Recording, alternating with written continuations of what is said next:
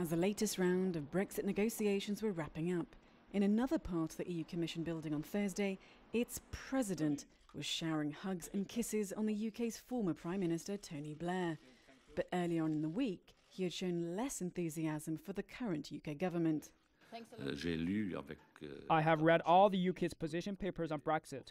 None of them give me full satisfaction. The two Brexit negotiators took to the podium once again on Thursday.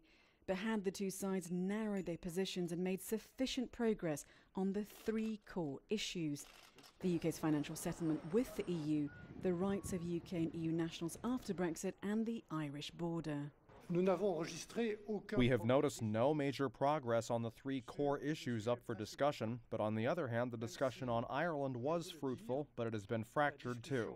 On financial obligations, the sticking point is that the UK wants to limit its financial obligations to the date of its withdrawal from the EU. With so much up in the air, Barnier was pessimistic that talks on a future trade relationship would commence on time in October. But for his UK counterpart, all the EU needed was imagination. Let's continue to work together constructively to put people above process.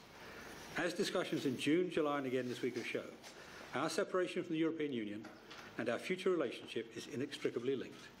We can only resolve some of these issues with an eye on how the new partnership between us will work in the future.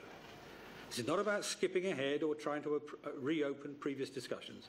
It's about pragmatically driving the process we all want to see. But both sides did lock in agreement on the rights of cross-border workers to maintain existing healthcare rights and allow British citizens resident in one of the EU 27 member states to set up companies. For one Brussels-based analyst, it showed that talks might be going better than they appeared.